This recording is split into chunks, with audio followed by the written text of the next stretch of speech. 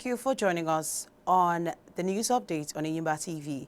My name is Mary Ihejirika. The Alice Otti-led Abia State government is facing heavy criticism following the demolition of Ekeoha Shopping Center Market in Abia, a move that many residents and traders have labeled as ill-timed and insensitive given the prevailing economic hardships.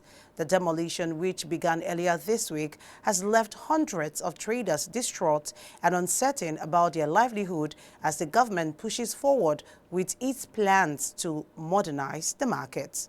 Recall that the High Court of Abia State, presided over by Justice C.K.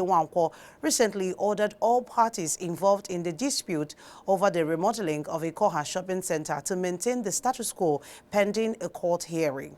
The case, which was brought by a group of shop owners led by Chief Chris Urapa and others, challenges an alleged illegal remodeling agreement, arguing that the remodeling agreement was made without their consent, and accused state officials, including the Commissioner for Trade and Investment, of lacking the legal grounds to proceed without offering them the right of first refusal.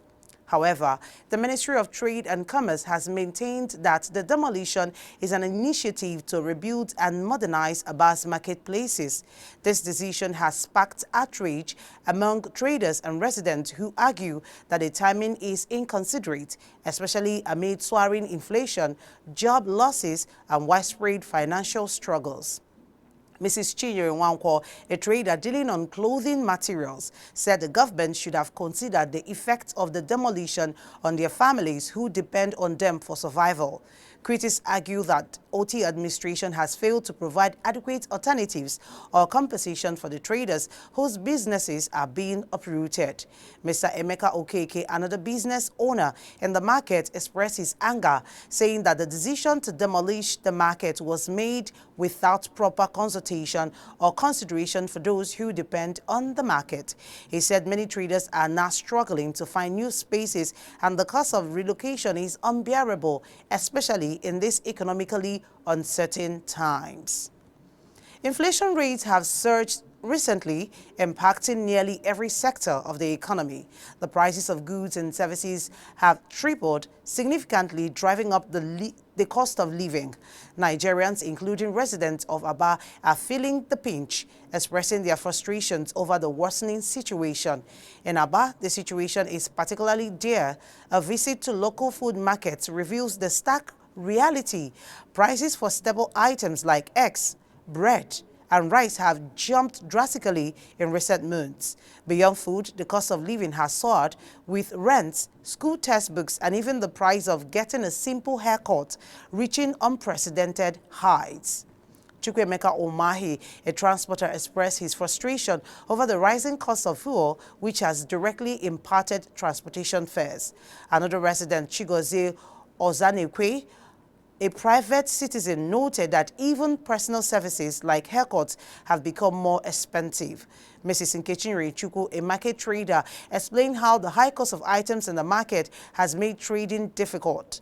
For many, the simple act of feeding their families has become a daunting task. Mr. Chijinto, a resident of Abia, said the inflation has affected his ability to provide for his household. The inflation crisis isn't just hurting the vulnerable or low-income families. It's affecting everyone. Many Nigerians have been forced to reduce their consumption, buying less food and fewer necessities due to the high prices in the market. National Examination Council NECO has announced the release of 2024 Senior School Certificate Examinations (SSCE) internal results, revealing that 828,284 candidates, representing 60.55%, achieved 5 credits, including both mathematics and English language. This year's performance highlights a substantial number of successful students across the country, while Abia State is leading the table. During a press briefing at NECO's headquarters in Minna, Niger State, the Registrar and Chief Executive Officer, Professor Dantana Wushishi, shared detailed insight into the examination results. According to Wushishi, 40 schools were found to have been involved in whole school mass cheating in 17 states. Imo State Governor Hope Uzodinma has boasted that the All Progressives Congress (APC) will secure a landslide victory in the upcoming local government elections in the state, scheduled for this Saturday, September 21. The governor made this statement during the grand finale of the party's campaign rally at Ndubisi Kano Square, Owerri, which was attended by party supporters and candidates for various elective positions. He expressed confidence that the party would emerge victorious, attributing this to its popularity at the grassroots and its people-oriented policies. The grand finale was attended by stakeholders of the APC, including the national chairman Abdullahi Ganduje, governor of Ekiti State Abiodun Oyibanji, among others. And on business, Nigeria's fuel price hike has sparked widespread concerns, with many pointing fingers at oil producers, particularly local operators like Dangote Refinery. However, OPEC Secretary General Haytham El Ghais has set the record straight, revealing that the real reasons behind high fuel prices lie elsewhere, primarily in taxes imposed by governments, including those of major oil-consuming nations.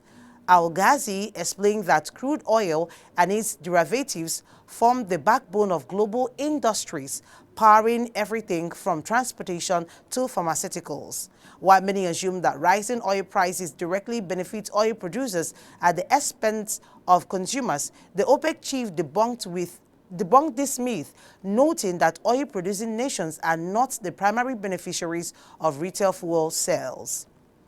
And finally, on sports, Team Delta has emerged champions of the 8th National Youth Games for the second consecutive time.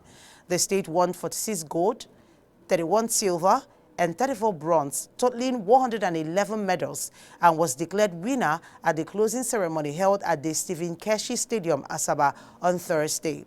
They were closely followed by the Team Lagos with 26 gold, 20 silver, and 19 bronze medals, while the third position went to Team Edo with 18 gold, 13 silver, and 28 bronze medals. Recall that Delta hosted the 7th edition of the Games and topped the medal table with 51 gold, 34 silver, and 11 bronze medals. They have now won all editions of the National Youth Games from 2016 till date. Meanwhile, 35 states, including the FCT, won medals, excluding Ebonyi State, unlike last year when it was about 27 states, while Rivers is the only state that failed to participate. That's a package of news for now. Please join us for more updates in our subsequent bulletins. Meanwhile, don't forget to subscribe to this channel on YouTube. Click on the notification bell to receive alerts when new videos are uploaded. Thank you for watching. On behalf of the production team, I am Mary Ihejirika saying do enjoy the rest of your day.